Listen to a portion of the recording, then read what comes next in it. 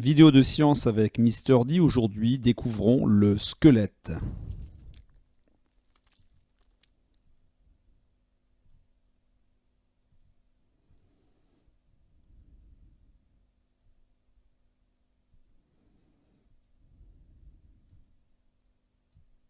Réfléchissons ensemble. Répondez à ces quelques questions pour faire le point sur vos connaissances de départ. À quoi sert le squelette? On va faire pause pour vous laisser le temps de répondre. Écrivons quelques réponses au tableau. Qui possède un squelette? Pause. Le squelette bouge-t-il tout seul? Pause. Question 4. Combien d'os possède notre squelette? Pause. Dernière question, question 5. Connaissez-vous les noms des os? Pause. Voilà, maintenant, comprenons bien. Information numéro 1, les mouvements. Notre corps n'est pas fixe. Notre squelette nous permet d'effectuer des mouvements. On peut marcher, courir ou sauter pour se déplacer. On peut aussi tourner la tête, plier les bras. Notre corps n'est pas rigide, il est mobile. Information numéro 2. L'ensemble des os de notre corps s'appelle le squelette. Le squelette est constitué de 206 os rigides. 200 d'os, 206 os au total dans notre squelette, c'est beaucoup. Information numéro 3, les 4 types d'os. Il y a 4 sortes d'os, les os plats, les os courts, les os longs et les os irréguliers. Voici les 4 sortes, les 4 types d'os qui composent notre squelette. Information numéro 4, des os attachés. Les os sont attachés entre eux, soit par des ligaments, comme on le voit sur cette image, soit par soudure. Ici, par exemple, pour les os du crâne, on voit que le crâne est composé de plusieurs os qui sont soudés ensemble. On voit juste une fine limite entre les différents os qui sont attachés. Information numéro 5, les os sont cachés. Les os ne sont pas visibles à l'œil nu. Ils sont cachés sous la peau. Pour les voir, il faut passer des radiographies. Les rayons X voient à travers la peau et les muscles. Par exemple, voici à gauche une radiographie de la main et à droite une radiographie de l'épaule. Information numéro 6, des os protecteurs. La boîte crânienne sert à protéger le cerveau. Le cerveau est un organe fragile.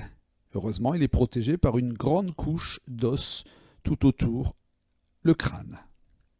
La cage thoracique, elle, sert à protéger le cœur et les poumons, qui sont des organes vitaux.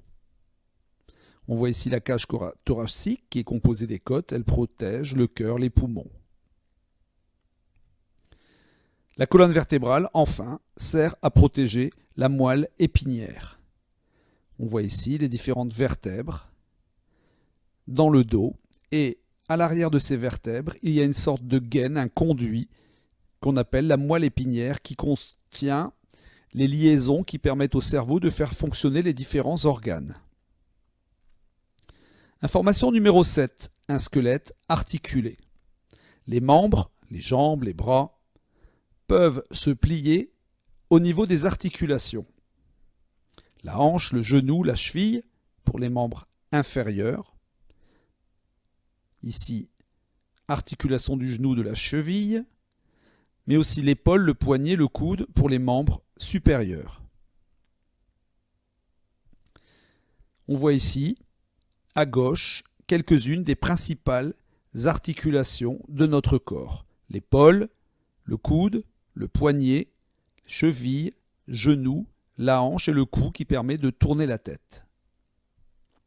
Information numéro 8, des articulations utiles.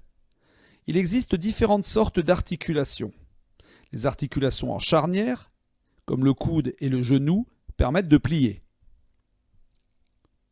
Plier le coude. Articulation charnière du coude, entre l'humérus et le cubitus.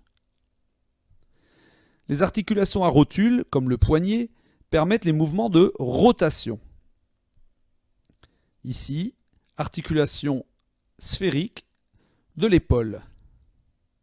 On peut tourner les bras, plier, faire des rotations d'épaule.